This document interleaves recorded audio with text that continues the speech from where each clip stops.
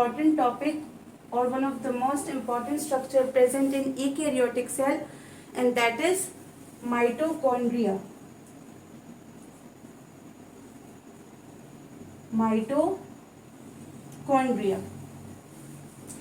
Mitochondria जो है like हमारे सेल में हर एक जो स्ट्रक्चर है, हर एक जो मतलब स्ट्रक्चर है उसको कह दे प्रेजेंट है, अपने एस्पेक्ट में एक इम्पोर्टेंस रखता है। लेकिन माइटोकॉन्ड्रिया का जो इम्पोर्टेंस है, इसकी जो वाइटैलिटी है, दैट इज अनडिनाइबल, राइट। हमारे बॉडी में होता है रिस्पायरेशन का प्रोसेस, और उसी रिस्पायरेटरी फंक्शन के लिए जो ऑर्गेनल हमारे सेल का रिस्पॉन्सिबल होता है, दैट इज माइटोकॉन्ड्रिया। क्लियर। तो माइटोकॉन्ड्रिया के बारे में समझते हैं, उसके बाद फिर इसके अल्ट्रा स्ट्रक्चर को समझते हैं। क्लियर। और फिर वन बाय वन इसके जितने भी इसके अंदर फर्दर स्ट्रक्चर्स मौजूद हैं, कौन कौन से फंक्शंस परफॉर्म कर रहे होते हैं, उन सबको डिटेल में स्टडी करते हैं। Clear. So first of all, what is mitochondria? It is a double membrane bounded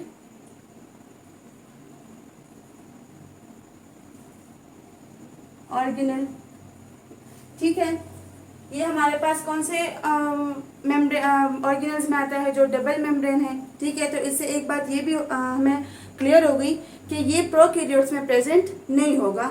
क्यों प्रेजेंट नहीं होगा? Because they don't have double membrane bounded organelles.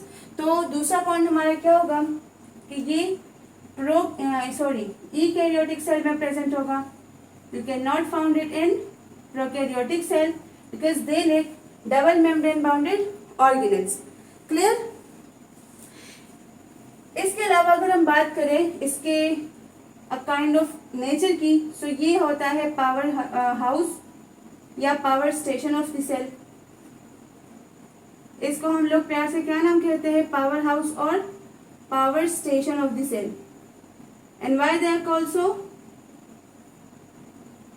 Because हमारे सेल में जितनी भी एनर्जी बन रही है वो माइटोकॉन्ड्रिया में ही बन रही है।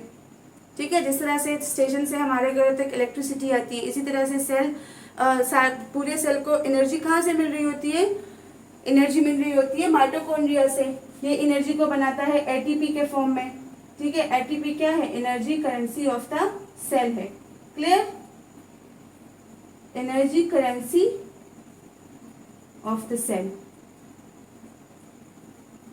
तो ये मोटी मोटी बातें हमें पता चल गई माइटोकॉन्ड्रिया के बारे में कि एक तो ये हमारे पास डबल मेम्ब्रेन बाउंडेड ऑर्गेनल है। Clear. Which means that is absent in the prokaryotic cell and present in the eukaryotic cell, right. इसके अलावा it is also called power house और power station of the cell because जितनी भी energy बन रही है वो माइटोकॉन्ड्रिया में बन रही है, राइट। और दूसरा क्या, जो एटीपी एनर्जी है वो किसके फॉर्म में बनती है? एटीपी के फॉर्म में बनती है, और उसको हम लोग energy currency of the cell भी कहते हैं। इसके अलावा इनको हम लोग gate keepers of cell death भी बोलते हैं। Gate keepers of cell death. और इस प्रोसेस को हम क्या नाम देते हैं? एपोप्टोसिस का। तो दूसरा भी इसका एक पॉइंट हमें क्लियर हुआ कि ये एपोप्टोसिस में भी, सेल एपोप्टोसिस में भी हेल्प कराते हैं। क्लियर। इसके अलावा और भी बहुत सारे फंक्शंस हैं इसके। अगर हम बात करें ग्लाइकोलिसिस की, जो कि रिस्पायरेटरी पूरा फिनोमेना है हमारा, जो रिस्पायरेशन हमारी हो रही होती है तो वो 3 स्टेप्स में होती है। ग्लाइकोलिसिस होता है, ग्लाइकोलिसिस के बाद हमारा होता है क्रेब साइकिल, और क्रेब साइकिल के बाद होता है लिंक रिएक्शन। लिंक रिएक्शन के बाद होता है ईटीसी, इलेक्ट्रॉन ट्रांसपोर्ट चेन। तो ग्लाइकोलिसिस के बाद जितने भी ये सारे प्रोसेस हैं, ये कहाँ पे होते हैं? ये होते हैं माइटोकॉन्ड्रिया में। कहाँ पे होते हैं ये अगली बात में आपको डायग्राम से समझ आ जाएगा। क्लियर हो गई ये बात कि ग्लाइकोलिसिस के बाद हमारे पास जो क्रेब साइकिल होता है, जो लिंक रिएक्शन होता है, जो ईटीसी होते हैं, वो सारे कहाँ पे हो रहे होते हैं? माइटोकॉन्ड्रिया में। होता बेसिकली क्या है कि ग्लाइकोलिसिस में हमारे पास 3 कार्बन का एक कंपाउंड बनता है जिसको हम लोग पायरुवेट बोलते हैं। या फिर पायरुविक एसिड बोलते हैं या पायरुवेट बोलते हैं। तो वो जो पायरुवेट होता है उसने कन्वर्ट होना होता है एसिटाइल को ए में, एसिटाइल को ए में। और इसके बाद फर्दर हमारे पास क्या होगा, लिंक रिएक्शन स्टार्ट होगा, सॉरी यहाँ पे, क्लियर। फिर क्रेब्स साइकिल और फिर उसके बाद होगा ईटीसी ग्लाइकोलिसिस के बाद क्या होगा, जो पायरुवेट हमारा बना है वो एसिटाइल को ए में कन्वर्जन उसकी होगी। तो वो कन्वर्जन कौन करवाता है, वो माइटोकॉन्ड्रिया करवाता है। Then Krebs cycle, then ETC, fatty acid metabolism, clear, steroid metabolism, fatty acid metabolism, ये सारे जितने फंक्शंस हैं ये कौन परफॉर्म कर रहा होता है, ये परफॉर्म कर रहा होता है माइटोकॉन्ड्रिया। इसके अलावा अपने न्यूक्लिक एसिड्स को खुद बनाता है, अपने प्रोटीन्स को खुद बनाता है। तो इसका जो फंक्शन है वो सेल में काफी ज्यादा इंपॉर्टेंट है। एंड जो मोस्ट इंपॉर्टेंट इसका फंक्शन है that is other than respiration, that is it helps in और it perform out cell apoptosis. Pyruvate को कन्वर्ट करता है किस चीज में, एसिटाइल को ए में। फैटी एसिड की मेटाबॉलिज्म करता है, न्यूक्लिक एसिड्स और प्रोटीन्स की जो है फॉर्मेशन करता है। अच्छा ये क्या करता है, ये तकरीबन 13 टाइप ऑफ प्रोटीन्स के लिए क्या करता है, कोडिंग करता है, क्लियर। 13 टाइप ऑफ प्रोटीन्स के लिए क्या कर रहा होता है, कोडिंग कर रहा होता है। इसके पास अपना डीएनए होता है, अपने आरएनए होते हैं। So it codes 13 types of proteins that further functions in respiration. यही 13 टाइप ऑफ प्रोटीन जो है ये फर्दर क्या कर रहे होते हैं, इसके रिस्पायरेटरी फंक्शन में रोल प्ले कर रहे होते हैं। क्लियर हो गई ये बात। तो हम लोगों ने मोटा मोटा समझ लिया माइटोकॉन्ड्रिया के बारे में कि डबल मेम्ब्रेन ऑर्गेनल है, बाउंडेड यूकेरियोटिक सेल में प्रेजेंट होता है, प्रो में नहीं होता है क्योंकि वहां पे सिंगल जो मेम्ब्रेन बाउंडेड ऑर्गेनल है वहां पे प्रेजेंट ही नहीं होते हैं, क्लियर। इसके अलावा पावर हाउस या फिर power station of the cell भी कहलाता है। और वो जो एनर्जी होती है एटीपी के फॉर्म में बनती है, एडेनोसाइन ट्राइफॉस्फेट हम उसको बोलते हैं। जब बायो एनर्जेटिक का टॉपिक आएगा ये सारी चीजें वहां से रिलेटेड है। बायो एनर्जेटिक्स वाले टॉपिक में आप लोग सारी चीजें डिटेल से समझेंगे, क्लियर। ये क्या है, एडेनोसाइन, आप लोग सिर्फ अभी इतना समझे कि हो क्या रहा है सेल में, ट्राइफॉस्फेट, क्लियर। एडेनोसाइन ट्राइफॉस्फेट जो है उसका energy currency of the cell भी कहा जाता है। Other than it they are also called gatekeepers of cell death, means they perform out apoptosis process. In glycolysis, 3 carbon pyruvic acid or pyruvate is formed, which further have to converted into acetyl-CoA, and this conversion is done with the help of mitochondria. Other than it, Krebs cycle, link reaction, etc. These all are happening in the mitochondria. Fatty acid metabolism, nucleic acids formation, proteins, and I told you 13 types of proteins are coded by mitochondria, which are further used in their its respiratory function. Clear, okay. अब बात करते हैं हम लोग इसके history के बारे में। इतना आप लोग को माइटोकॉन्ड्रिया के बारे में क्लियर हो गया, इसके फंक्शंस का आपको ओवरव्यू मिल गया कि कौन कौन से फंक्शंस परफॉर्म कर रहे होते हैं। अब बात करते हैं इसकी हिस्ट्री की।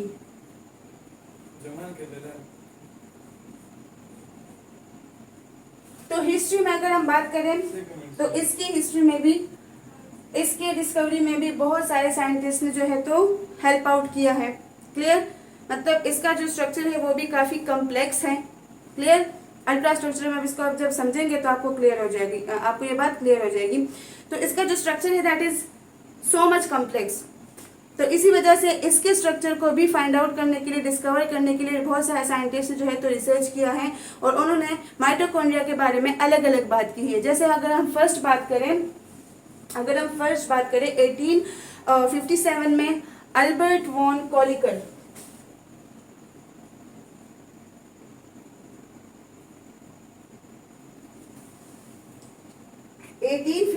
में हमारे आए अल्बर्ट वॉन कॉलिकर। हम इनको कॉलिकर के नाम से ही ऑलमोस्ट जानते हैं, क्लियर। इन्होंने क्या किया था, इन्होंने माइटोकॉन्ड्रिया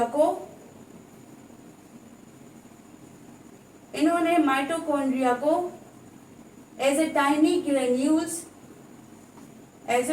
ग्रेन्यूल्स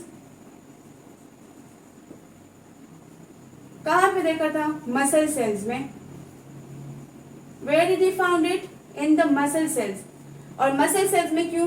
क्योंकि मसल सेल्स में माइटोकॉन्ड्रिया जो है वो ज्यादा होते हैं। Even muscle cell can contain up to 2000 माइटोकॉन्ड्रियाज।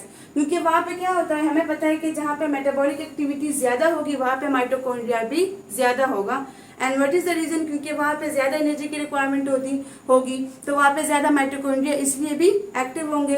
तो इनको क्या हुआ कि इन्होंने अल्बर्ट वन कॉलिकर ने मसल सेल्स में इनको as a tiny granules for the first time 1857 में फाइंड आउट किया। क्लियर? तो इसकी डिस्कवरी स्टार्ट हुई कब से? 1857 से। 1857 में उन्होंने क्या किया? एज अ टाइनी ग्रेन्यूल्स को फाइंड आउट किया। अब उसके बाद हमारे पास 1890 में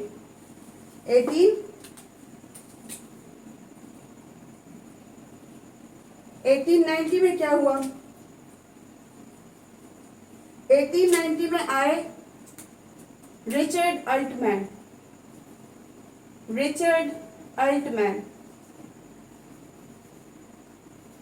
रिचर्ड अल्टमैन ने क्या किया?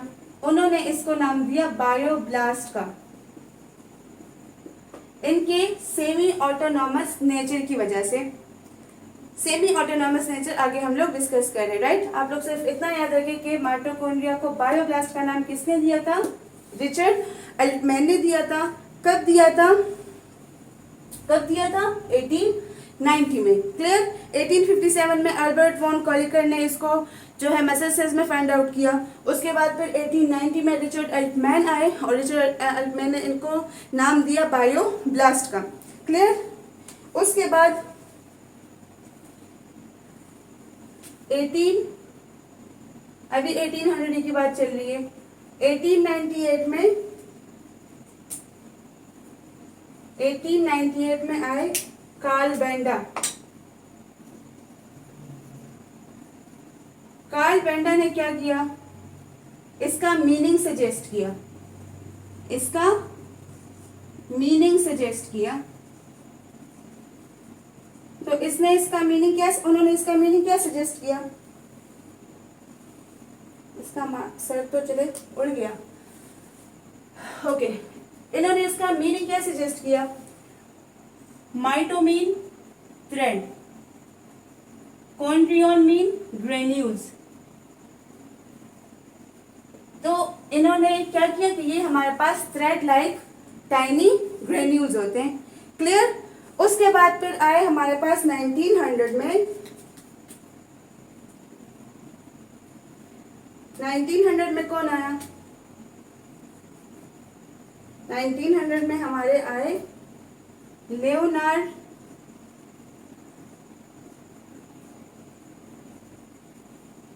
मिकाइलिस या मिचाइलिस या whatever you can call it, biology, so it's contradictory।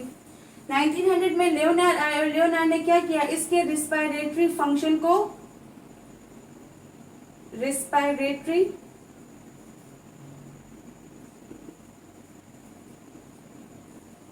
को फाइंड आउट किया। मतलब इन्होंने क्या बताया कि जो माइटोकॉन्ड्रिया हमारे सेल्स में प्रेजेंट होता है वही माइटोकॉन्ड्रिया क्या करता है? वही माइटोकॉन्ड्रिया जो है ये रिस्पायरेटरी फंक्शन को परफॉर्म कर रहा होता है। और हमें अब तक इतना ऑलमोस्ट कुछ पता चल गया है कि कौन कौन से रिस्पायरेटरी फंक्शन जो है ये सेल में परफॉर्म कर रहा होता है। उसके बाद हमारे पास उसके बाद जो था 1953 में कौन आया? इस साइंटिस्ट से आप लोग ऑलमोस्ट थोड़े बहुत फेमिलियर भी होंगे। Again I am giving you homework.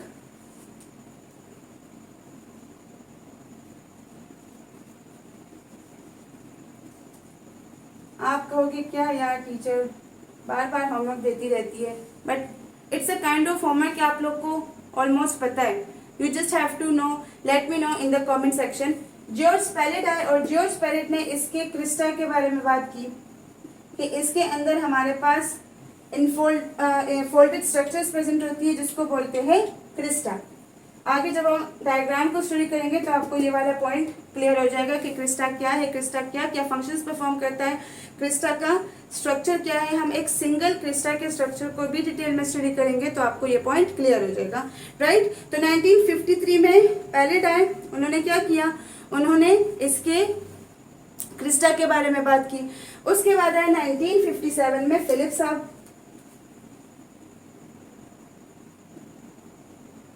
1957 में क्या हुआ था, वर्ल्ड वॉर हुआ था, वहां दुनिया जंग लड़ रही थी और ये अपने काम में मगन था। ये क्या कर रहा था, कहते ना दुनिया जाए बाढ़ में, you just focus on your work, clear. तो वहां पे जो थी दुनिया खत्म हो रही थी और ये माइटोकॉन्ड्रिया के बारे में बात कर रहा था। तो जो 1957 में फिलिप आए, फिलिप ने क्या किया, फिलिप ने इसके बारे में क्या बात बताई, वो डिस्कवरी हो रही थी ना, चीजें जो थी वो क्या हो रही थी, अनफोल्डिंग चीजों की हो रही थी। माइटोकॉन्ड्रिया पे स्टडी स्टार्ट हुई 1857 में, राइट। तो हर एक जो था उसमें क्या कर रहा था, अपने अपने कंट्रीब्यूशन को दे रहा था, राइट। जब बात की रिस्पिरेटरी फंक्शन की लियोनार्ड मिखाइलिस ने, तो फिलिप ने भी जब इस पे स्टडी की तो उन्होंने बाकायदा इसको नाम दिया power house of the cell. तो power house of the cell का नाम किसने सजेस्ट किया, फिलिप ने, क्लियर। और उसके बाद हमारे पास आए 1967 में एक दूसरे साइंटिस्ट, इससे भी आप लोग फेमिलियर हो। 1967 में कौन आए थे,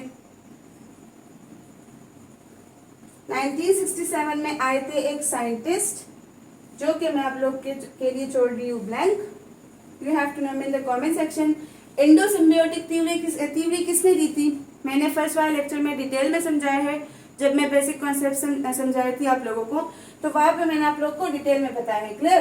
तो 1967 में एक साइंटिस्ट आए, उन्होंने एंडोसिम्बियोटिक थ्योरी दी। और उस एंडोसिम्बियोटिक थ्योरी में क्या उन्होंने कहा कि हमारे पास जो माइटोकॉन्ड्रिया है या फिर जो प्लांट सेल में क्लोरोप्लास्ट है, ये दोनों क्या कर रहे थे, ये दोनों as a single separate individual यानी कि बैक्टीरिया लीव कर रहे थे। माइटोकॉन्ड्रिया भी एक सिंगल फ्री लिविंग बैक्टीरिया था और क्लोरोप्लास्ट भी एक सिंगल फ्री लिविंग बैक्टीरिया था। बट जो माइटोकॉन्ड्रिया था ये नॉन फोटोसिंथेटिक था। ये सारा कॉन्सेप्ट डिटेल में मैंने वहां पे समझाया है, लेकिन चले आप लोगों के कॉन्सेप्ट के लिए इतना मैं आपको बता देती हूँ। तो माइटोकॉन्ड्रिया जो था ये भी as a single free living bacteria live कर रहा था और क्लोरोप्लास्ट भी। आखिर में क्या हुआ, इनमें इनगल्फमेंट हुई और जब इनसे नए सेल्स बने तो वो जो सेल्स थे उनमें क्या हुआ, कुछ में जो है तो माइटोकॉन्ड्रिया चला गया और कुछ में क्लोरोप्लास्ट वाले से सारे प्लांट्स बने, क्योंकि वहां पे होता है फोटोसिंथेसिस का process, they are autotrophs, photosynthetic. और जिसमें माइटोकॉन्ड्रिया था तो उससे बने सारे ह्यूमन और animals, because they are non photosynthetic, they are heterotrophic in nature, right. तो 1967 में जब एंडोसिम्बियोटिक थ्योरी आई तो इसने इसके ओरिजिन के बारे में बात की। और ओरिजिन इसका क्या था, ओरिजिन इसका प्रोकैरियोटिक था, क्लियर। तो ओरिजिन ऑफ माइटोकॉन्ड्रिया को भी हम डिस्कस कर रहे हैं, क्लियर, आपको पे हो जाएगी सारी बातें। तो ये थी हमारी हिस्ट्री माइटोकॉन्ड्रिया की, 1857 से स्टार्ट हुई और 1961 पे एंड हुई। एंड तो खैर कोई भी चीज नहीं होती, स्टिल अब भी जो है तो माइटोकॉन्ड्रिया पे डिस्कवरीज कंटिन्यू रहेगी, हमें नहीं पता होता, क्लियर, क्योंकि कोई भी चीज जो है तो वो हमें 100% क्लैरिटी उससे नहीं मिलती, स्टिल जो है चीजें अंडर रिसर्च और अंडर डिस्कवरी होती है। तो 1857 में अल्बर्ट कॉलिकर ने क्या किया, इसको as a tiny granule muscle cells में डिस्कवर किया। 1890 में फिर इसको बायोब्लास्ट का नाम दिया गया, रिचर्ड एल्पन ने ये काम किया। कार्ल बेंडर ने इसके मीनिंग को सजेस्ट किया, ठीक है, mito mean thread and granules mean chondria mean granules. और 1900 में फिर इसके रेस्पिरेटरी फंक्शंस को लॉक इन कर दिया गया, क्लियर। 1953 में इसके क्रिस्टा के बारे में बताया गया। 1957 में power house of the cell का नाम इसको फिलिप ने दिया। और 1967 में एक साइंटिस्ट आए, राइट, उन्होंने एंडोसिम्बियोटिक थ्योरी दी थी और उन्होंने ही हमें माइटोकॉन्ड्रिया के ओरिजिन के बारे में बता दिया, क्लियर, ओके। अब बात करते हैं, लेट मी नो कि वीडियो ऑन है कि नहीं, let me check, not no, okay.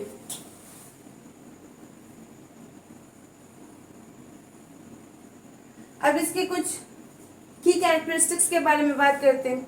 Clear, like इसका साइज, शेप और ये चीजें। तो फर्स्ट ऑफ ऑल ये हमारे पास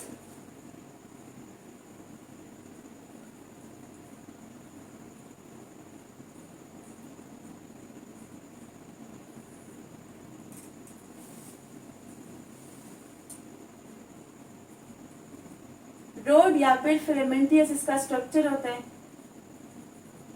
क्लियर, रोड या फिलामेंटियस इसका स्ट्रक्चर होता है।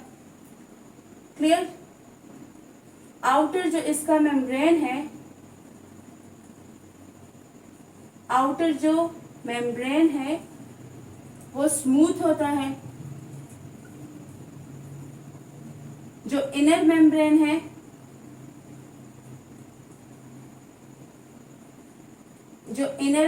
है that is infolded. Clear, outer membrane इसका क्या होगा, स्मूथ होगा। आगे जब हम डायग्राम को स्टडी करेंगे तब आपको क्लियर हो जाएगा, राइट। और इसके अलावा इनर मेम्ब्रेन इसका जो क्या है, इनफोल्डेड है, मतलब उसमें जो है तो फोल्ड जो है वो प्रेजेंट है। इसके अलावा अगर हम इसको सेल में स्टडी करना चाहे तो स्टेनिंग टेक्निक के जरिए स्टडी करते हैं। तो इसके लिए एक वाइटल स्टेन यूज होता है जिसको हम लोग जेनस ग्रीन स्टेन का नाम देते हैं। मतलब इसी के जरिए जो है इसको स्टेन किया जाता है और देन इसकी स्टडी होती है। क्लियर, और मैंने आपको पहले ही बताया कि जिन सेल्स में हमारे पास मेटाबॉलिक एक्टिविटी हाई होगी उन्हीं सेल्स में हमारे पास माइटोकॉन्ड्रिया जो है वो ज्यादा होगा। क्लियर, मेटाबॉलिक एक्टिविटी जिन सेल्स में हाई होगी उनमें माइटोकॉन्ड्रिया जो है वो भी हाई होगा। इसके अलावा अगर इसके शेप की बात करें तो सॉसेज या फिर सिलेंड्रिकल इनका शेप होता है। क्लियर हो गया, ये सारे पॉइंट्स नोट कर लें। रोड या फिलामेंटियस स्ट्रक्चर होता है, आउटर मेम्ब्रेन स्मूथ होता है, इनर मेम्ब्रेन इनफोल्डेड होता है। इसके लिए जो वाइटल स्टेन यूज होता है, ठीक है, साइंटिस्ट जो यूज करते हैं इसकी स्टडी के लिए, that is Janus green stain. Metabolic activity जिन सेल्स की हाई होगी माइटोकॉन्ड्रिया भी उनमें हाई होगा।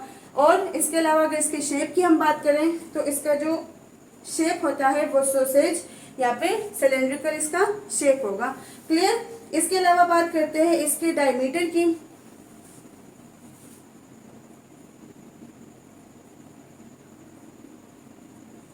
तो वो हमारे पास 0.22 0.1 नैनोमीटर इसका होगा डायामीटर।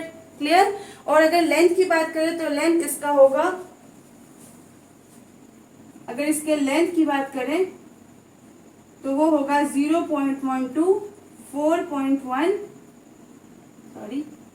माइक्रोमीटर। क्लियर, तो ये थे इसके कुछ की कैरेक्टरिस्टिक्स। अच्छे से इसको जो है नोट कर ले। ओके, क्लियर हो गई ये बात, सारी बातें क्लियर हो गई। अब बात करते हैं इसके सेमी ऑटोनॉमस नेचर की। Mitochondria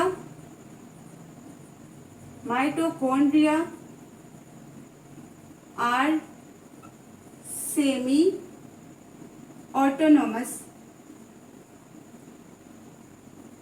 Mitochondria are semi-autonomous. Now, what is meant by semi-autonomous nature?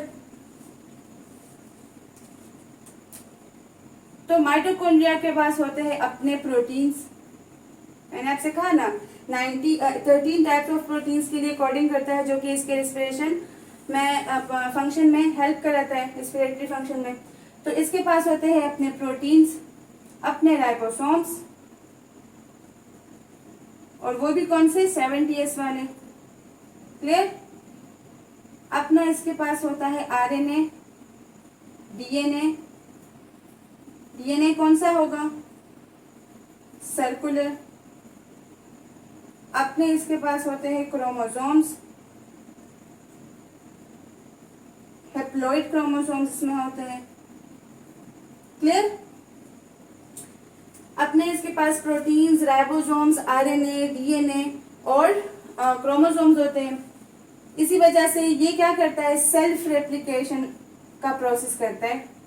Clear? Self replicating organelle है ये, हमारे सेल में सेल्फ रेप्लिकेटिंग ऑर्गेनल प्रेजेंट होता है। क्लियर? तो इन्हीं सारी कैरेक्टरिस्टिक्स की वजह से हमने इसके नेचर को क्या नाम दिया, सेमी ऑटोनॉमस नेचर होता है इसका। अपने सारे फंक्शंस जो ये खुद परफॉर्म कर रहा होता है, क्योंकि इसके पास अपने प्रोटीन्स, अपना राइबोसोम, आरएनए, डीएनए के मॉलिक्यूल्स, क्रोमोसोम्स होते हैं। इस वजह से ये सेल्फ रेप्लिकेटिंग होता है। उसका जो नेचर होता है that is semi autonomous nature. इसी तरह से अगर हम बात करें ओरिजिन ऑफ माइटोकॉन्ड्रिया की,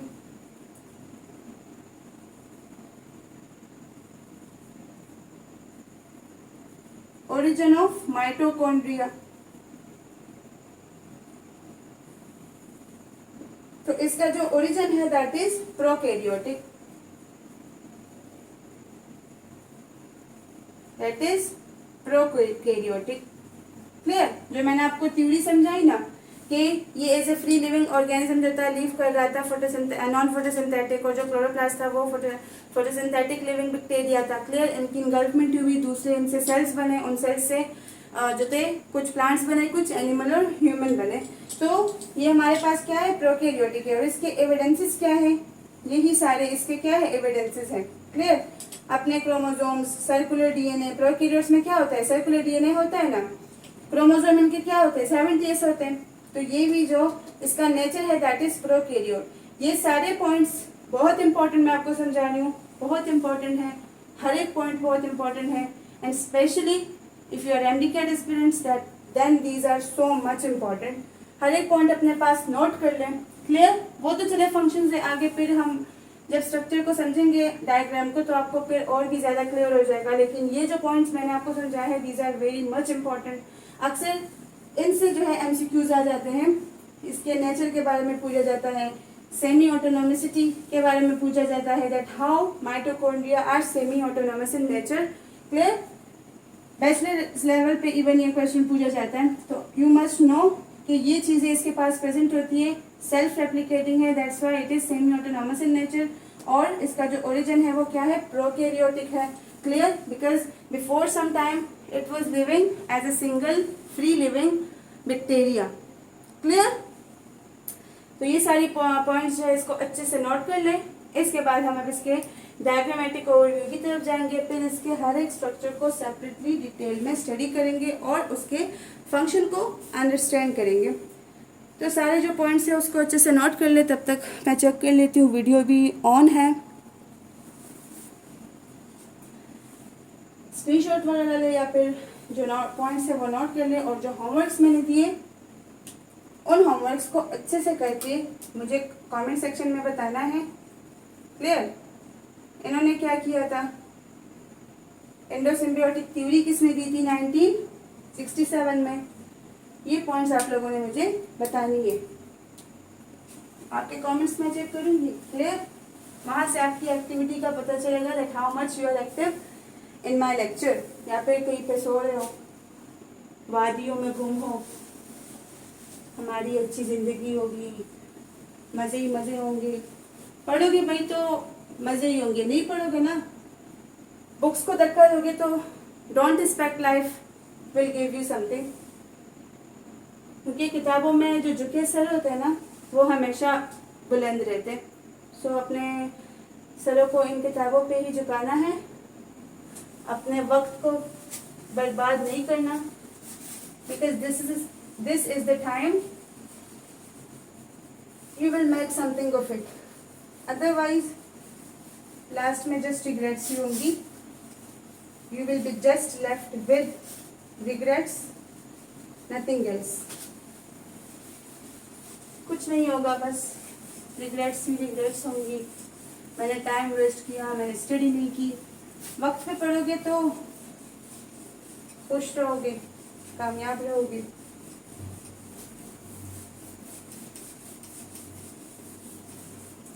तो अपने वक्त को नहीं बर्बाद करना, अच्छे से पढ़ना है, किताबों में सर झुकाना है ताकि फ्यूचर में आप लोग के सर जो है ना वो बुलंद रहे। क्लियर? ओके, तो अब चले बनाते हैं माइटोकॉन्ड्रिया का प्यारा सा डायग्राम। तो डायग्राम इसका कुछ यूं बनेगा। एक तो हमें पता है कि माइटोकॉन्ड्रिया क्या है, डबल मेम्ब्रेन ऑर्गेनल है, तो हम बनाएंगे इसके दो मेम्ब्रेन। मार्कर का तो जो है पता नहीं कहाँ गुम हो गया।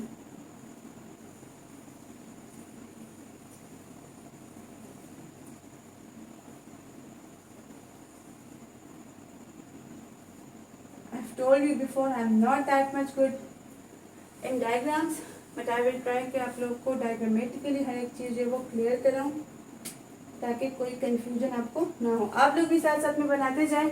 अगेन आई एम रिपीटिंग कि अगर आप कोई ऐसे हैं जो मैं लेक्चर को देख रहे कि आपका कॉन्सेप्ट क्लियर है तो आई एम रिक्वेस्टिंग कि आप 2x की स्पीड से देख सकते हैं। अदरवाइज मैं डायग्राम यहाँ पे इसलिए बना रही हूँ ताकि जो बिगिनर्स होते हैं उनके लिए आसानी हो, वो भी साथ साथ में मेरे बताते जाएंगे तो उनको भी क्लैरिटी ज़्यादा मिलेगी। क्लियर? ये हुआ हमारा माइटोकॉन्ड्रिया का डबल मेम्ब्रेन स्ट्रक्चर, ये इनर मेम्ब्रेन, ये आउटर मेम्ब्रेन। क्लियर?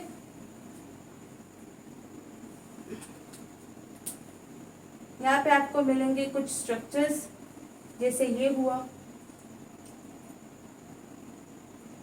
जैसे ये, जैसे ये। कुछ कुछ आपको अंदाजा हो रहा होगा कि मैं क्या बना रही हूँ।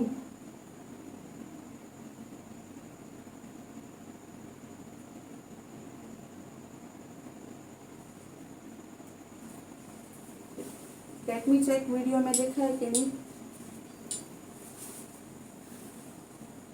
यस, कुछ तेरा मेरा डायग्राम है लेकिन चले आप लोगों ने समझना है इसको। क्लियर? अगेन मैं कह रही हूँ आप लोगों ने इन चीज़ों पे फोकस नहीं करना, मेरे ड्राइंग पे फोकस नहीं करना, अपने कॉन्सेप्ट पे फोकस करना है, क्योंकि कॉन्सेप्ट मैं आपको इसमें बहुत इंपॉर्टेंट बता रही हूँ ऑनेस्टली।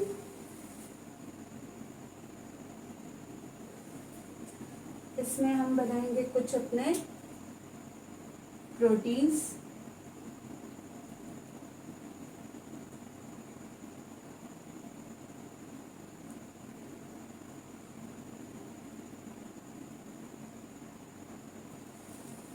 और इसमें क्या रहता है, ओके।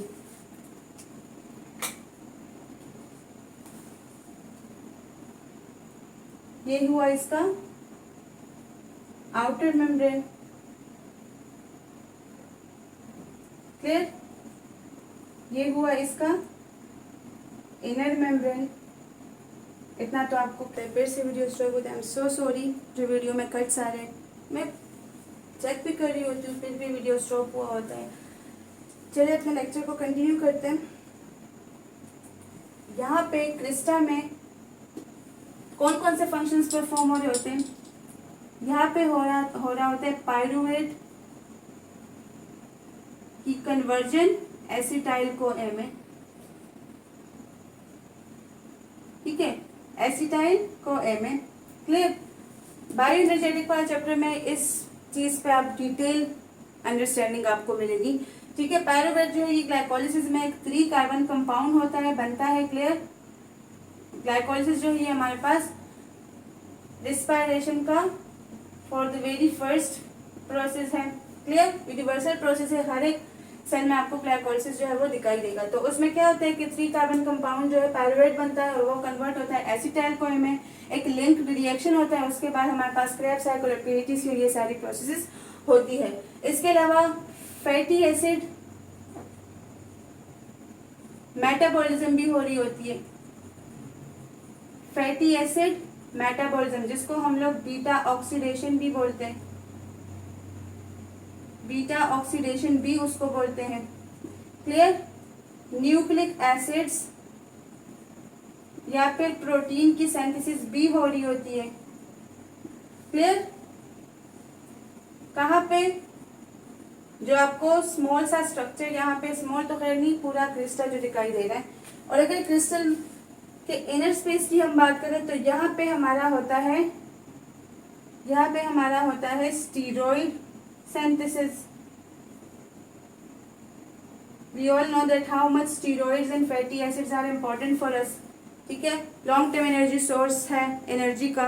लिपिड्स के क्लासेस है ना डिफरेंट। तो स्टीरॉयड की सिंथेसिस कहाँ पे हो रही होती है? यहाँ पे। इसके अलावा ETC भी यहाँ पे हो रहा होता है, इलेक्ट्रॉन ट्रांसपोर्ट चेन। ठीक है, प्रोटीन कम्प्लेक्सेस से होके हमारे पास एक प्रोसेस गुजरता है और जिसके रिजल्ट में लार्ज अमाउंट ऑफ ATP जो है वो बनते हैं। तो ETC भी यहाँ पे हो रहा होता है। उसके अलावा एक इम्पॉर्टेंट फंक्शन यहाँ पे परफॉर्म हो रहा होता है, that is called oxidative phosphorylation. जितना आपको ये वर्ड बड़ा दिख रहा है ना, फॉस्फोराइलेशन, इतना जो है इसका कॉन्सेप्ट सिंपल है। Production of ATP, production of ATP कहाँ पे हो रहा होता है? यहाँ पे। अब अगर चलो इस स्ट्रक्चर को हम जूम करके आपको दिखाएं, इस वाले स्ट्रक्चर को अगर हम जूम करके दिखाएं तो आप लोगों को अब कहाँ पे जूम करें? चलो यहीं पे करते हैं जूम। जूम करके अगर इसको दिखाएं तो आपको और भी जो है क्लियरेंस मिल जाएगी। ये हुआ हमारा क्रिस्टा। इसका भी क्या होगा? अपना मेम्ब्रेन होगा, क्योंकि एक अलग प्रॉपर स्ट्रक्चर है हमारे माइटोकॉन्ड्रिया में। इसके ऊपर हमारे पास कुछ स्ट्रक्चर्स प्रेजेंट होती है जो इस तरह से दिखाई देती है अगर इसको इलेक्ट्रॉन माइक्रोस्कोप से स्टडी करें, क्योंकि जितनी भी कम्प्लेक्सिटी है ना चीज़ों की, इसकी स्टडी किससे हो रही होती है? इलेक्ट्रॉन माइक्रोस्कोप से। तो इस किस्म के स्ट्रक्चर जो है आपको दिखाई देंगे इस क्रिस्टा के ऊपर। इसमें अगर हम देखें तो ये हमारे क्या कहलाते हैं? इसको मैं इसलिए पॉइंट आउट करूँ ताकि आपको ये पॉइंट क्लियर हो जाए। ये जो इसका बेस है इसको बोलते हैं F0 पार्टिकल। दिखाई दे रहा है ना आप सबको? जो इसका बेस है उसको हम क्या कहते हैं? उसको हम लोग F0 पार्टिकल का नाम देते हैं। क्लियर? और ये जो आपको गोल सा स्ट्रक्चर दिख रहा है, सर्कुलर स्फेरिकल सा, ये हुआ F1 पार्टिकल। क्लियर? और ये आपका हुआ स्टॉक, F स्टॉक जिसको बोलते हैं। और ये दोनों मिलके इसको क्या कहते हैं? Elementary particles. Elementary particles. और यही एलिमेंट्री पार्टिकल्स पे हमारे पास प्रेजेंट होते हैं ATP सिंथेज। ATP सिंथेज जो कि क्या कर रहे होते हैं? जो कि प्रोडक्शन ऑफ ATP कर रहे होते हैं। क्लियर? ऑक्सीडेटिव फॉस्फोराइलेशन कौन कर रहा होता है? ATP synthase. और ये कहाँ प्रेजेंट होते हैं? ये इसी क्रिस्टा के एलिमेंट्री पार्टिकल्स पे। क्लियर? ये हुआ हमारा क्रिस्टल मेम्ब्रेन।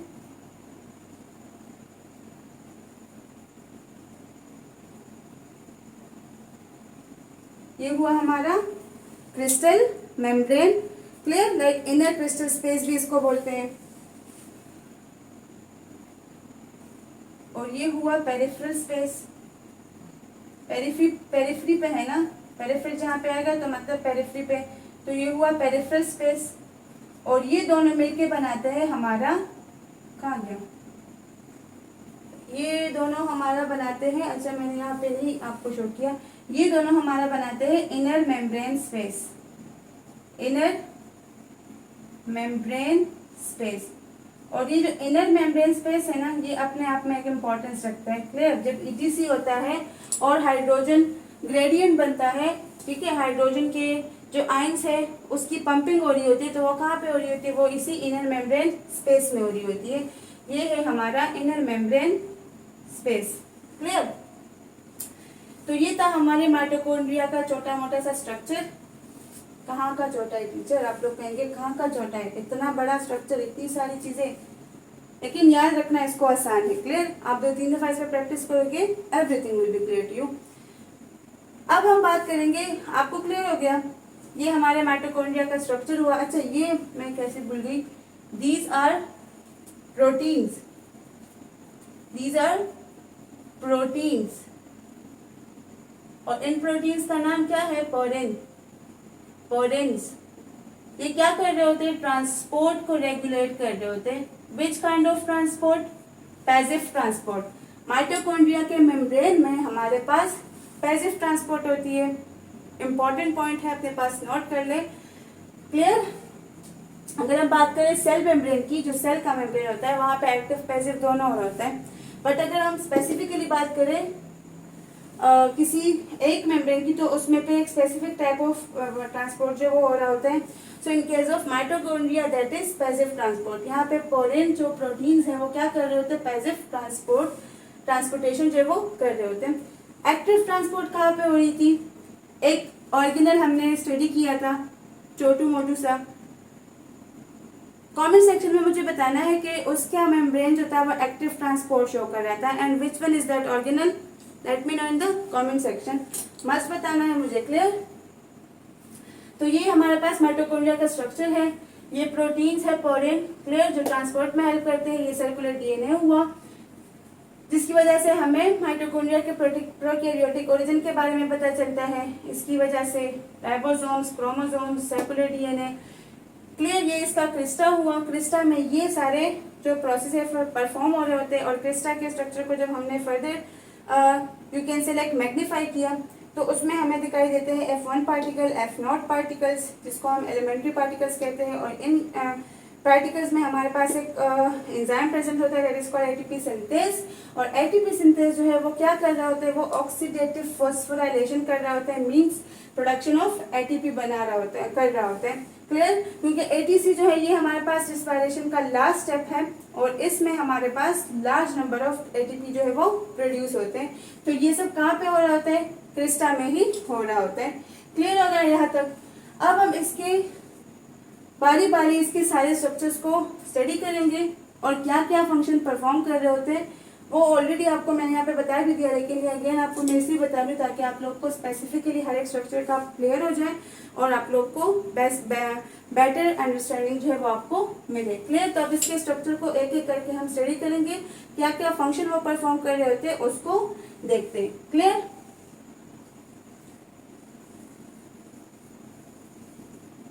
ओके जी, तो सबसे पहले बात करते हैं इसके आउटर मेम्ब्रेन की।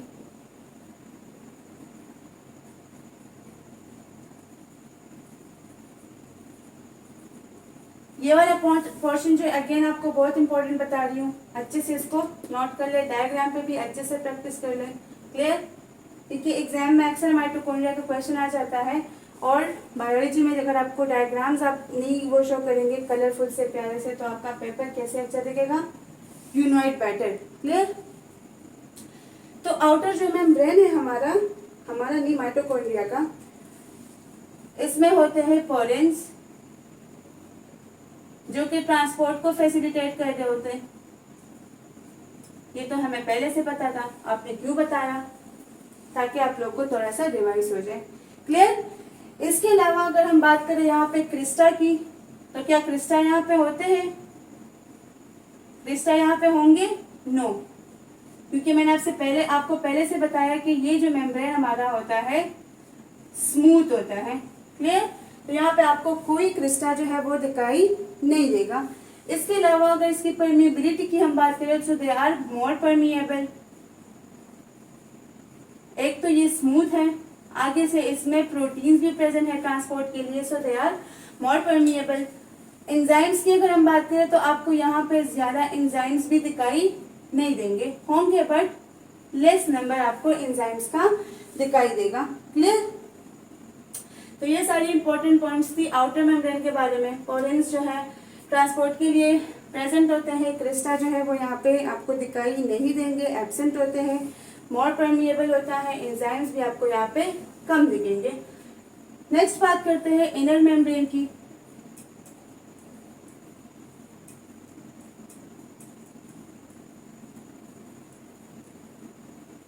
Let me check out the video.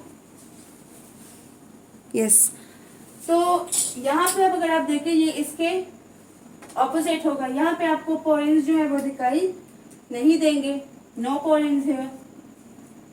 क्योंकि इसके और बहुत सारे फंक्शंस हैं अदर देन ट्रांसपोर्ट, और बहुत सारे फंक्शन जो है ये परफॉर्म कर रहा होता है। So it don't need to have purpose because it is not going to do transportation. Clear. इसके अलावा अगर क्रिस्टा यहाँ पे देखें तो यस, क्रिस्टा का एक भरमार होगा, यहाँ पे आपको दिखाई देगा क्रिस्टा यहाँ पे प्रेजेंट होंगे, क्योंकि यहाँ पे सारा काम क्रिस्टा का ही तो है। इनफोल्डेड होगा इनर मेम्ब्रेन माइटोकॉन्ड्रिया का। क्लियर। अब यहाँ पे परमेबिलिटी ज्यादा नहीं होगी अगेन, क्योंकि यहाँ पे ट्रांसपोर्टेशन जो है वो नहीं हो रही, so membrane don't need to be permeable. Clear. और एंजाइम्स जो है वो यहाँ पे काफी ज्यादा होंगे, जैसे कि मैंने आपको एग्जांपल दिया एटीपी सिंथेस का। क्या कर रहा होता है, ऑक्सीडेटिव फॉस्फोराइलेशन कर रहा होता है। सो यहाँ पे आपको एंजाइम्स जो है वो दिखेंगे, they are obvious there. Clear. अब बात करते हैं इनर मेम्ब्रेन स्पेस की। आउटर मेम्ब्रेन हुआ, इनर मेम्ब्रेन हुआ। अब बात करते हैं इनर मेम्ब्रेनियस स्पेस की। तो इनर मेम्ब्रेन स्पेस का भी अपना फंक्शन होता है, यूं ही सेल के अंदर प्रेजेंट, सॉरी माइटोकॉन्ड्रिया के अंदर प्रेजेंट नहीं होता, इसका भी अपना फंक्शन होता है। और वो फंक्शन इसका क्या होता है, एक ही फंक्शन परफॉर्म कर रहा होता है, and that is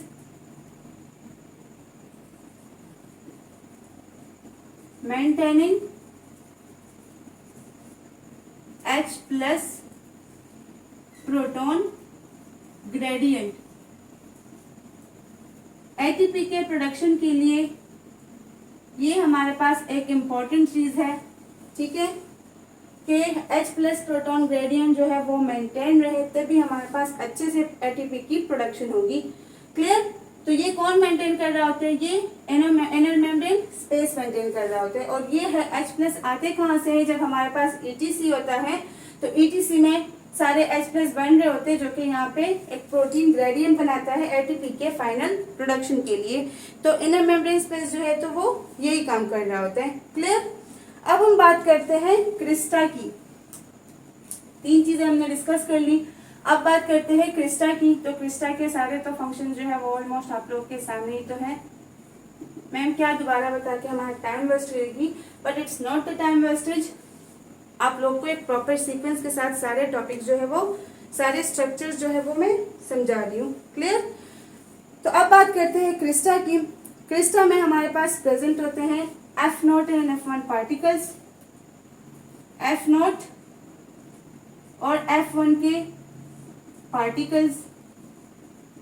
in particles में प्रेजेंट होता है एटीपी सिंथेस, और वो एटीपी सिंथेस कर रहा होता है एटीपी की प्रोडक्शन।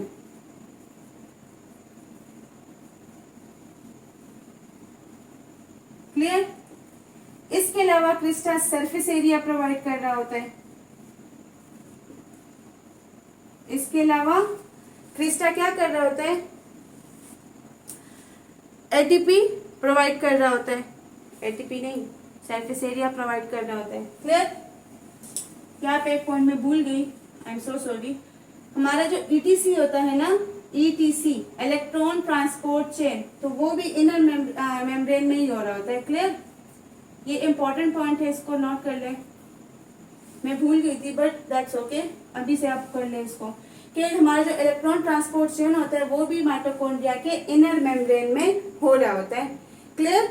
तो ये हो गया इनर मेम्ब्रेन की, और भी कुछ बातें मैं भूल गई। हमारे पास जो सर्कुलर डीएनए और ये सारी चीजें हैं, ये भी कहाँ पे होती है, इनर मेम्ब्रेन में प्रेजेंट होती है। क्लियर। सर्कुलर डीएनए है, राइबोसोम है, ये सारी चीजें। और etc electron transport chain, that is the last step of respiration, तो वो भी कहाँ पे हो रहा होता है, इनर मेम्ब्रेन स्पेस पे। तो हम बात कर रहे थे क्रिस्टा की। क्रिस्टा में F1 F0 पार्टिकल्स होते हैं, जिसको हम एलिमेंट्री पार्टिकल्स भी कहते हैं। क्लियर। तो ये क्या कर रहे होते हैं, ये सरफेस एरिया को बढ़ा रहे होते हैं। क्लियर। एटीपी के प्रोडक्शन के लिए। इसके अलावा बात करते हैं मैट्रिक्स की। इसके अलावा बात करते हैं मैट्रिक्स की। तो मैट्रिक्स में भी इम्पोर्टेंट फंक्शंस हो रहे होते हैं। जैसे कि मैंने आपको कहा ना कि मैट्रिक्स में बेसिकली होता क्या है, मैट्रिक्स में होते हैं एंजाइम्स,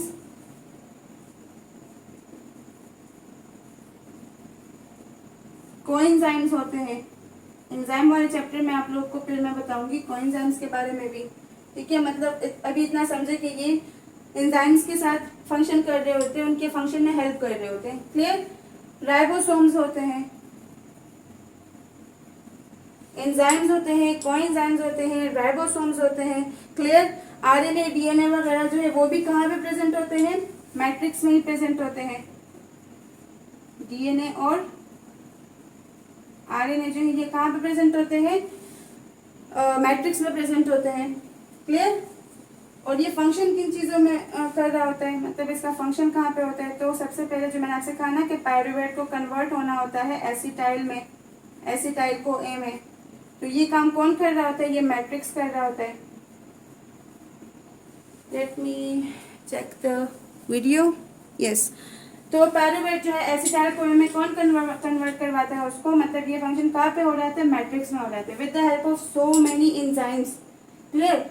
मैंने आपसे जो कहा ना कि क्रिस्टा जो है सरफेस एरिया को इंक्रीज करता है क्योंकि यहाँ पे बहुत सारे एंजाइम्स प्रेजेंट होते हैं, हर एक स्टेप के लिए अपना अपना एंजाइम होता है। जब हम लोग बायोएनर्जेटिक्स वाले चैप्टर में जाएंगे वहाँ पे एंजाइम्स का एक भरमार होगा, आप लोग को याद करना मुश्किल हो जाएगा, इतने ज्यादा एंजाइम्स जो है वो इस फंक्शन में काम कर रहे होते हैं। बट डोंट वरी, मैं आप लोग को इतने क्लियरली समझाऊंगी कि आप लोग को सारे एंजाइम अच्छे से याद भी हो जाएंगे और आपकी कॉन्सेप्ट भी क्लियर हो जाएगी। तो पायरुवेट जो है उसको एसिटाइल कोर में जब कन्वर्ट होना होता है तो वो प्रोसेस भी हो रहा होता है मैट्रिक्स में। क्रेब साइकिल भी मैट्रिक्स में हो रहा होता है जिसको हम लोग TCA साइकिल भी बोलते हैं, tricarboxylic acid cycle, clear. Fatty acid metabolism, या इसको हम कह दें बीटा ऑक्सीडेशन, तो ये भी कहाँ पे हो रहा होता है, मैट्रिक्स में हो रहा होता है, क्लियर। पायरुवेट एसिटाइल को में कन्वर्ट होता है। क्रेब साइकिल हुआ, फैटी एसिड मेटाबॉलिज्म हुआ, ये सारा सब कुछ कहाँ पे हो रहा होता है, माइटोकॉन्ड्रियल जो डीएनए रेप्लिकेशन होती है, माइटोकॉन्ड्रिया का जो डीएनए है उसकी जो रेप्लिकेशन हो रही होती है तो वो भी मैट्रिक्स में हो रही होती है। इसके अलावा जो माइटोकॉन्ड्रियल प्रोटीन्स बन रहे होते हैं वो भी कहाँ पे बन रहे होते हैं, मैट्रिक्स में। तो ये सारे फंक्शंस हुए आपके मैट्रिक्स के, क्लियर। तो हम लोगों ने inner outer membrane, inner membranosus space, Crysta को अलग से हमने बाकायदा यहाँ पे डिस्कस किया और उसके अलावा मैट्रिक्स को अच्छे से डिस्कस किया। आप लोग को हर एक स्ट्रक्चर का जो स्पेसिफिक फंक्शन है वो क्लियर हो चुका होगा and I don't think so कि आपको इसमें फर्दर कोई कंफ्यूजन जो है वो होगी, क्लियर। इसके अलावा इसमें जो माइटोकॉन्ड्रियल राइबोसोम्स हैं तो वो क्या करेगा, जो माइटोकॉन्ड्रियल राइबोसोम्स है तो ये इसके प्रोटीन्स बनाएगा, क्लियर। और जो माइटोकॉन्ड्रियल डीएनए इसमें प्रेजेंट है तो वो एक तो रेप्लिकेशन करवाएगा और दूसरा जो है ये प्रोटीन के लिए कोडिंग करवाएगा, क्लियर। ये प्रोटीन के लिए कोडिंग करवाएगा। तो चलिए एक दफा इसको ओवरव्यू करते रिव्यू करते हैं और फिर अपने लेक्चर को करते हैं खत्म। तो ये माइटोकॉन्ड्रिया हुआ, ये इसका आउटर मेम्ब्रेन, ये इसका इनर मेम्ब्रेन जिसको हम बोलते हैं माइटोकॉन्ड्रियल इन्वेलप। ये हुए माइटोकॉन्ड्रियल राइबोसोम्स, क्रोमोसोम्स हो गए, माइटोकॉन्ड्रियल क्रोमोसोम्स हो गए, सर्कुलर डीएनए यानी माइटोकॉन्ड्रियल डीएनए, और ये हमारे पास आउटर मेम्ब्रेन पे प्रोटीन्स प्रेजेंट होते हैं that are called porins that help in transportation and that transportation is passive, clear. Crista में अगर देखें तो हमारे पास क्या क्या फंक्शंस परफॉर्म हो रहे होते हैं, steroid synthesis, ETC, oxidative phosphorylation, pyruvate convert होता है एसिटाइल कोए में, ये फिर क्रिस्टा के मैट्रिक्स में काम हो रहा होता है, clear. Fatty acid metabolism, beta oxidation जिसको हम बोलते हैं, न्यूक्लिक एसिड्स और प्रोटीन की सिंथेसिस भी कहाँ पे होती है, क्रिस्टा के मेम्ब्रेन पे, यानी F0 F1 पार्टिकल जो वो इसके लिए प्रेजेंट होते हैं। ये हुआ क्रिस्टा का स्ट्रक्चर। ये F0 पार्टिकल्स है, ये F1 पार्टिकल जिसको कंबाइनली एलिमेंट्री पार्टिकल्स कहते हैं, जिसपे ATP सिंथेस प्रेजेंट होता है जो कि क्या कर रहा होता है, एटीपी की प्रोडक्शन यानी ऑक्सीडेटिव फॉस्फोराइलेशन कर रहा होता है। क्लियर? ये हुआ क्रिस्टल मेम्ब्रेन या इनर क्रिस्टल स्पेस, और ये पेरिफेरल स्पेस, ये दोनों मिलके हमारे पास इनर मेम्ब्रेन स्पेस बनाते हैं। अब यहाँ पे स्टडी करते हैं एक एक को। पहले मैं वीडियो को चेक कर लूँ। यस, तो यहाँ पे आउटर मेम्ब्रेन है जो कि पोरिनस में प्रेजेंट होते हैं ट्रांसपोर्टेशन के लिए। क्रिस्टा यहाँ पे प्रेजेंट नहीं होता। ये जो मेम्ब्रेन होता है स्मूथ होता है, परमिएबल होता है, परमेबिलिटी इसकी ज्यादा होती है। और अगर बात करें एंजाइम्स की तो यहाँ पे आपको ज्यादा एंजाइम्स जो है वो दिखाई नहीं देंगे। Clear? Next if we talk about inner membrane, so inner membrane पे आपको कोई पोरेंस जो है वो नजर नहीं आएंगे। यहाँ पे और बहुत सारे एंजाइम्स जो है वो प्रेजेंट होंगे, प्रोटीन्स प्रेजेंट होंगे जो कि रिस्पिरेटरी फंक्शन परफॉर्म कर रहे होते हैं। इसमें क्रिस्टा जो है वो प्रेजेंट होते हैं। क्लियर? जो इनर मेम्ब्रेन है that is made up of Crysta. और क्रिस्टा होते क्या है, यही जो फोल्डिंग है इसमें लेस परमिएबल होता है, और एंजाइम्स यहाँ पे आपको ज्यादा दिखाई देंगे। I already have told you. और यहाँ पे ईटीसी जो है वो हो रहा होता है। इनर मेम्ब्रेन स्पेस जो है वो प्रोटॉन ग्रेडियंट को मेंटेन कर रहा होता है। क्रिस्टा में F1 F0 पार्टिकल्स होते हैं जो कि एटीपी सिंथेज जहाँ पे प्रेजेंट होता है। एटीपी सिंथेज करता क्या है, एटीपी सिंथेज जो है वो एटीपी की प्रोडक्शन कर रहा होता है, मींस ऑक्सीडेटिव फॉस्फोराइलेशन कर रहा होता है। ठीक है? और अगर हम बात करें मैट्रिक्स की, तो मैट्रिक्स में आपको दिखाई देंगे enzymes, coenzymes, ribosomes, DNA, RNA, और ये सब क्या कर रहे होते हैं, पायरुवेट को कन्वर्ट कर रहे होते हैं एसिटाइल को ए में। क्लियर? जो कि फर्दर जाके लिंक रिएक्शन को कनेक्ट करता है, और फिर क्रेब साइकिल होता है, एंड देन होता है ईटीसी। तो क्रेब साइकिल भी यहाँ पे हो रहा होता है। फैटी एसिड मेटाबॉलिज्म यानी बीटा ऑक्सीडेशन भी हो रहा होता है, डीएनए की रेप्लिकेशन भी हो रही होती है, और माइटोकॉन्ड्रियल प्रोटीन जो है वो भी बन रहे होते हैं माइटोकॉन्ड्रिया के मैट्रिक्स में। क्लियर? तो ये था हमारा माइटोकॉन्ड्रिया का लेक्चर।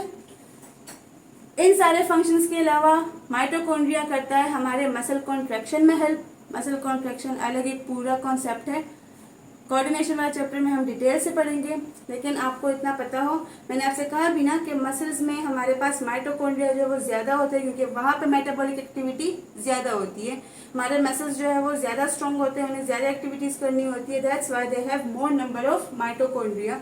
क्लियर? तो mitochondria behind this muscle contraction में भी हेल्प कर रहा होता है, और उसके अलावा नर्व इम्पल्स में भी हेल्प कर रहा होता है। ये दो फंक्शंस जो है अदर देन रेस्पिरेशन ये भी परफॉर्म कर रहा होता है। तो माइटोकॉन्ड्रिया जो एक इम्पॉर्टेंट सेल ऑर्गेनल है, सारे यूकेरियोट्स में प्रेजेंट होता है। क्लियर? पावर हाउस या power station of the cell कहलाता है, क्योंकि ये बहुत ही इंपॉर्टेंट फंक्शन परफॉर्म कर रहा होता है। आपको पता चल गया that about which importance I am talking about. Clear? ये यहाँ पे आपको चीजें बहुत सिंपल दिखाई दे रही है, लेकिन जब बायो एनर्जेटिक्स वाले चैप्टर में जाएंगे और बायो एनर्जेटिक्स में हम इस एक एक को डिटेल में पढ़ेंगे, तब आपको माइटोकॉन्ड्रिया की इंपॉर्टेंस का अंदाजा हो जाएगा। मैं जब भी माइटोकॉन्ड्रिया के बारे में सोचती हूँ तो मेरे जहन में बिल्कुल वो डिग्निटी वाला डिग्निफाइड सा बंदा नहीं होता, मतलब सफेद, जिसने वो कपड़े सफेद से पहने हुए होते हैं, उसकी सफेद सी दाढ़ी भी होती है, वो एक डिग्निफाइड सा पर्सन होता है।